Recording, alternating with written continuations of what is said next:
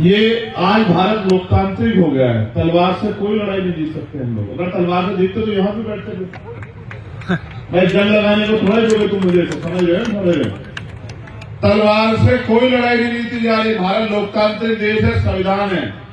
जिनके पास कलम की ताकत है, ये कलम उनका राज है। जिनका राज है वो कोई धरना नहीं करते। मैं यहाँ के विषय में भी बात रखूंगा, जो आज घटा उस पर भी बात रखूंगा। मैं बस आपका ध्यान आकर्षित कर रहा हूं। आप यहाँ इसलिए बड़ी संख्या में जुटे हैं क्योंकि आपको तकलीफ है और आप चाहते हैं आपकी तकलीफ खत्म हो जाए। तकलीफ आपकी एक नहीं है, आपकी तकलीफ कई। मैं आपको वास्तविक स्थिति पर लेके आता हूं। 14 अगस्त 1947 को भारत गुलाम था। 15 अगस्त 1947 को भारत आजाद हुआ। लेकिन इस देश के किसान, कमेरे और वंचित वर्गों को, महिलाओं को अधिकार नहीं मिले। अधिकार मिले जब 26 जनवरी 1950 को बाबा साहब अम्बेडकर द्वारा लिखित संविधान इस देश में लागू हुआ। तब इस देश के वंचित वर्ग के लोगों को जानवरों के जीवन से इंसानों के जैसा जीवन जीने का अवसर मिला। अगर देश के प्रथम प्रधानमंत्री आजाद भारत के बेटी को भी प्रधानमंत्री बनने का मौका मिला तो बाबा साहब अम्बेडकर के संविधान की वजह से मिला। अगर आज बहन बेटियां डॉक्टर, इंजीनियर, IAS, IPS बन रही हैं तो वो भारतीय संविधान में जो महिलाओं को अवसर मिले उसकी वजह से मिल रही। और आज अगर हमारी बहनें विधायक, मंत्री, मुख्यमंत्री, प्रधानमंत्री, राष्ट्रपति बनी है आज एक वंचित वर्ग की महिला, तो ये भी बाबा साहब डॉक्टर भीमराव अम्बेडकर के संविधान की वजह से हो रखा। मैं ये बात आपसे क्यों कह रहा हूं? जब 14 अगस्त को जो हालात देश की थी, 15 अगस्त 1947 को आजादी के बाद भी वही हालात थे। 26 जनवरी 1950 को संविधान ने आश्वस्त किया कि देश के हर नागरिक को, प्रत्येक नागरिक को रोटी, कपड़ा, मकान, सम्मान के साथ, अधिकारों के साथ जीवन को मिलना चाहिए। जीवन उनको जीने का अवसर मिलना चाहिए। जिनके पास जमीन नहीं थी उनको जमीन मिलनी चाहिए। जिनके पास घर नहीं था उनको घर मिलना चाहिए। जिनके पास रोजगार नहीं था उनको रोजगार मिलना चाहिए। जिनको पढ़ने के अवसर नहीं थे उनको पढ़ने के अवसर मिलने चाहिए। जो असमानता, जातिवाद के शिकार थे उनको भी सार्वजनिक रूप से घूमने फिरने और नौकरी, अवसर, रोजगार करने के अवसर मिलने चाहिए। जिनको उद्योग धंधे नहीं उनको उद्योग धंधे मिलने चाहिए। इसके लिए भारत में लोकतंत्र आया कि देश की आम जनता तक उनके वास्तविक अधिकार कैसे पहुंचे। जमीनें नहीं थी आपके पास, जिन जमीनें के लिए आप लड़ रहे हो ये जागीरदारों के पास हुआ करती थी। फिर बाबा साहब अम्बेडकर साहब, छोटू राम साहब ने लड़े। आज उन्हीं की संतानें यहां बैठी हैं। वो लड़े और जमीनों के लिए लड़े कि जमीन मिले गरीब को, जमीन उसको मिले जो खेती कर रहा। और फिर भूमि जमींदारी आंदोलन हुआ। जमींदारी जो कानून था वो खत्म हुआ। कमजोर, वंचित वर्ग के लोगों पे जमीन आई। तब आपने खेत में हल चलाया। और आज उन जमीनों को जो आपको आजादी के बाद मिली उनको सरकारें छीनने का काम कर रही। और इनका एकमात्र मकसद ये है, आप नहीं समझ रहे हो, कि जो रोजी रोटी चैन से किसान का मेरा खा रहा है उनकी रोजी रोटी भी छीन लो। वो लेबर क्लास बन जाए, बड़े बड़े धन्ना सेठ, पूंजीपति, इनकी फैक्ट्रियां लगे, इनके बड़े बड़े व्यापार लगे, इनके बड़े बड़े मॉल बने और आपको हर एक चीज के लिए इनके पास गिरवी रखना पड़े अपना घर बार, और इनके यहां जाके आपको रोटी मांगनी पड़े। एक किसान पैदा करता है बंजर भूमि को। मेरे पिताजी प्राइमरी स्कूल के हेडमास्टर थे और उन्होंने मुझे सिखाया। वो खेती भी करते थे, रात को जा जाके पानी देते, तब जाके फसल पैदा होती। फिर प्राकृतिक मार है, फिर चोर भी ले जाता है, तमाम तरह की मुसीबतें हैं। उसके बाद फसल तैयार होती है। MSP की कोई गारंटी नहीं। आप लड़ रहे, आपकी जमीन छीन गई, किसकी वजह से छीनी आपको नहीं पता। मैं तो नवलगढ़ की जनता पे वो कर रहा हूं भाई, मेरी बात पे गौर करना आप सब लोग। लोकतंत्र का मतलब ये है कि जिनकी ज्यादा संख्या उनका राज होगा, जो बहुसंख्यक लोग हैं उनका राज होगा। यही तो लोकतंत्र है ना, कि जिनकी वोट ज्यादा होगी उनका राज होगा। आपने तो सबसे बड़ी लड़ाई कमजोर ये कर दी कि जिनके 10,000 वोट है उनका विधायक बन रहा है, जिनके 80,000 वोट है वो बैठ के तमाशा देख रहे थे। क्या किया आपने? मैं ये नहीं कह रहा कि दूसरे लोग नहीं बन, सब बन सकते हैं। लेकिन आप ये बताओ, अगर दुश्मन के हाथ में औजार दोगे तो आपका इलाज करेगा नहीं करेगा, बताओ। अब आज उसी के लिए तो परेशान मैं बात नहीं करता हूं। मैं जब आ रहा था, हमारे साथी यहां से भी कह रहे थे, सबसे बारे पर एक सी बात की उन्होंने, ये कह देंगे कि संविधान बाबा साहब ने नहीं लिखा। संविधान तो क्या नाम बताया उनका, वीर सावरकर। ए भैया छोड़ो, वीरवार मत बताओ, सुनो, बाबा साहब अम्बेडकर की औलादे जिंदा हैं। इतिहास नहीं, भूगोल भी बदल देंगे, भूगोल। ऐसे गुंडे मवाली बहुत देखे हमने, समझ रहे हो। हमारा मन नहीं था जाने का वहां, तुम्हें सच बता रहे हैं। हम किसान का मेरे जो औलादे, हमारा मन नहीं था वहां जाने का, इसलिए जाने का मन नहीं था, आपके बीच में आने का मन था। वरना भाई लोग यहाँ बैठे हैं, अगर जाने का मन होता तो वो क्या वो डंपर वंपर लगाए थे, वो डंपर वंपर पलट के जाते बीमार में, आप जानते नहीं। यहाँ जो बैठ रहे हैं वो जानते, मैंने कहा कि रुक जाओ, तुम्हें लगता है कि हम आजाद हैं, है या नहीं है? तुम्हें लगता है ये डंपर रोक लेंगे क्या हम? तो हम यहाँ आए क्यों हैं? हमारा असल मकसद वो नहीं है। भाई ने बताया जब मेरी बात की शुरुआत कर रहे थे कि मैं माल्यार्पण का विरोध नहीं, मैं माल्यार्पण का विरोध नहीं करता, मैं माला पहनने का विरोध करता हूँ। माल्यार्पण तो मैं अपने महापुरुषों को करता हूँ, इसलिए करता हूँ, उनका कर्ज है हमारे को, उन्होंने हमारे लिए बलिदान दिया है, वो हमारे लिए लड़े, संघर्ष किया, एक एक अधिकार के लिए जो आंदोलन किया, लाठियां खाई। हम क्रांतिकारियों के बच्चे हैं, हमें इस बात पे फख्र है देश में, किसान के मेरे को लाते हैं। लेकिन मैं माला इसलिए नहीं पहनता कि जिनके समाज के लोग यहाँ, जैसा भाई ने एक स्पीच में बताया कि बहनों को खींचा गया, उनको पीटा गया, गाड़ियों में भरा गया, ये लड़ाई यही नहीं चल रही देश में। वहां देखो आप जंतर मंतर पे क्या हुआ, पहलवान बेटियों के साथ किस तरह का अन्याय किया गया, देखा आपने। कल हरियाणा में किसानों के साथ किस तरह का अन्याय किया गया, वहां के नेता सारे उठा के बंद करते, किस तरह पीटा गया, एक किसान शहीद हो गया। आपको लगता है मांगने से अधिकार मिल जाएंगे? अब तक आपकी समझ में नहीं है कि अधिकार कैसे मिलेंगे। अधिकार छीनने पड़ते हैं, छीनने, और छीनने के लिए दम चाहिए। आप समय तय कर लो, जो सीनियर कमेटी के लोगों में अपनी तरफ से आदेश नहीं देता हूं, मैं आंदोलन में आपकी मदद करने के लिए आया, उसके पगड़ी बांधने नहीं आया कि मैं इस आंदोलन को आगे बढ़ाना चाहता हूं। आप जो तय करो, हमारे सीनियर साथी यहाँ हैं, अगर आप तय कर दोगे तो इस फैक्ट्री में एक दिन काम नहीं होगा, मेरा आपसे वादा, ताला लगा देने का। हमारी जमीन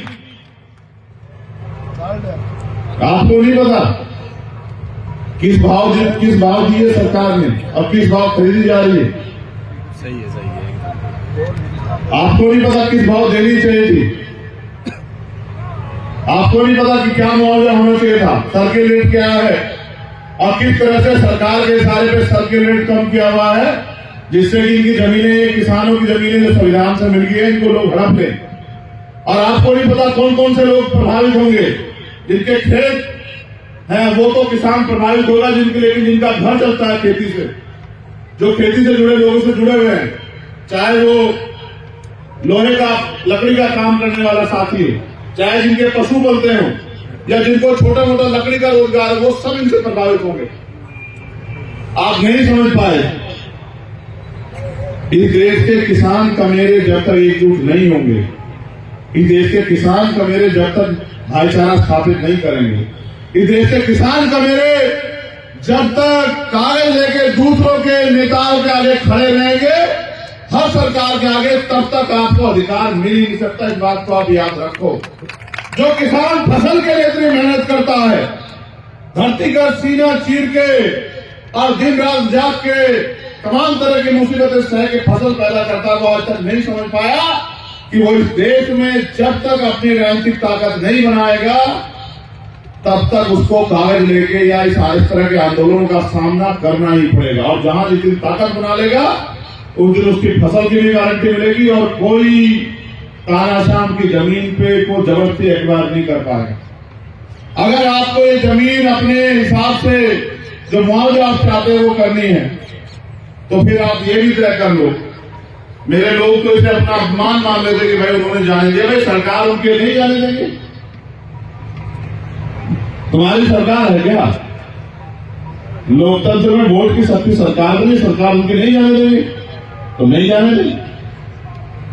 मगर हम वहां जा क्यों रहे थे आपको पता है?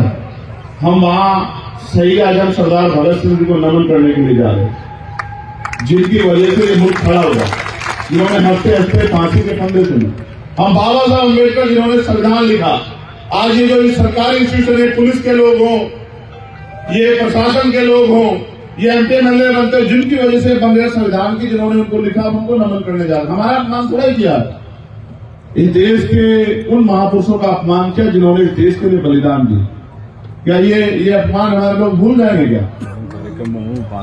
आप बताओ, क्या भूल जाओगे अपमान?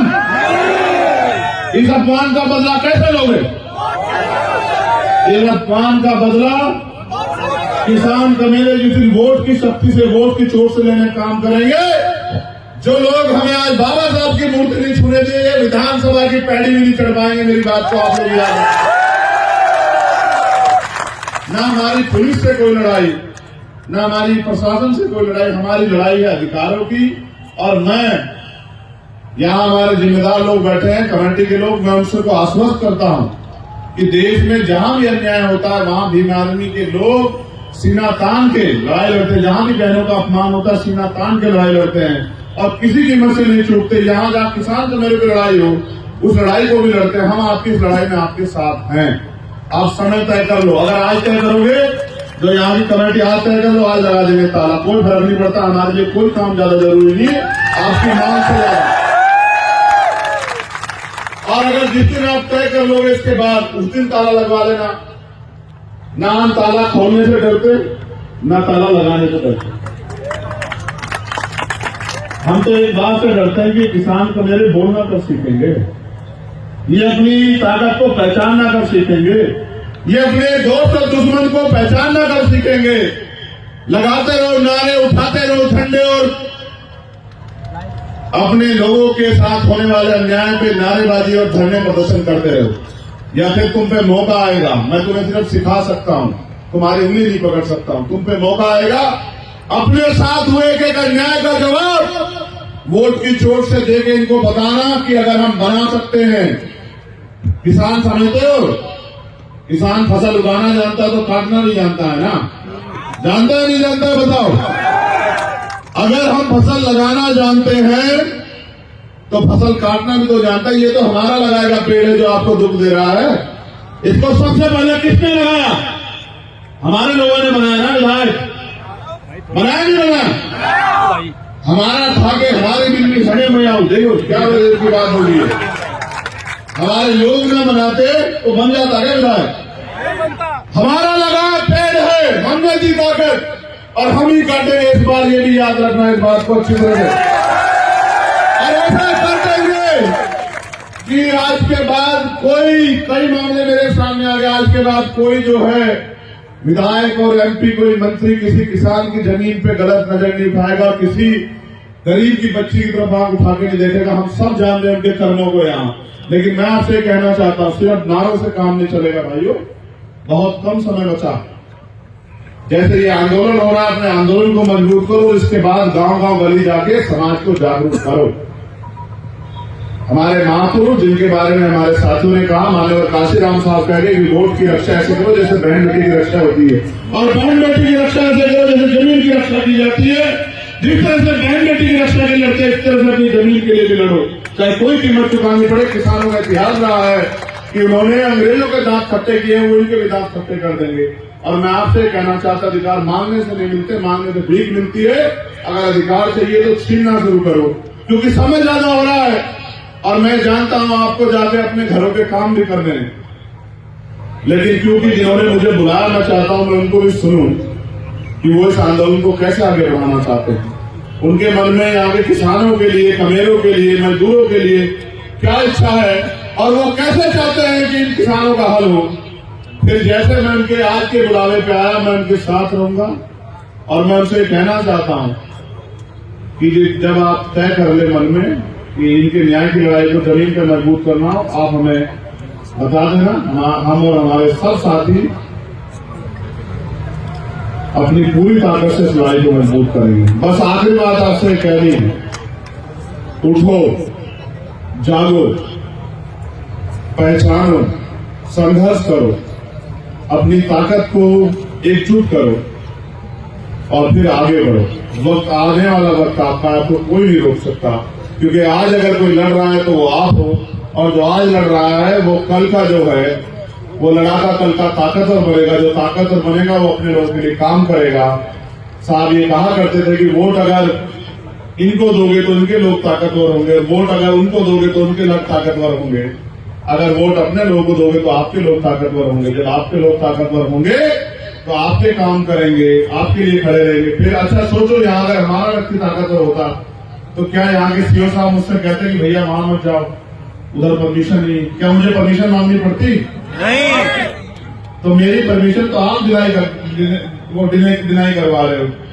आप ताकतवर बन जाओ, मेरी परमिशन खुद ब खुद हो जाएगी। ठीक है, बहुत बहुत धन्यवाद। जय भीम, जय भारत, जय मंडल, जय जोहार, जय जवान, जय किसान। आप सबकी एकता जिंदाबाद। और किसान भाइयों के लिए संदेश, आप जीतोगे, थोड़ा सा समय लगेगा। ये पहली सरकार है, इसको सुनाने के लिए दिमागों की जरूरत है। आज के दिमागे से सुधर गई तो ठीक है, नहीं तो जब कल ताला रहेगा तब सुधरेगी। फिर चाहे किसी को बुला लेना, ताला तब खुलेगा जब किसानों की मांगे पूरी हो जाएगी, उनको मुआवजा मिलेगा और उनके बच्चों को यहाँ नौकरी मिलेगी।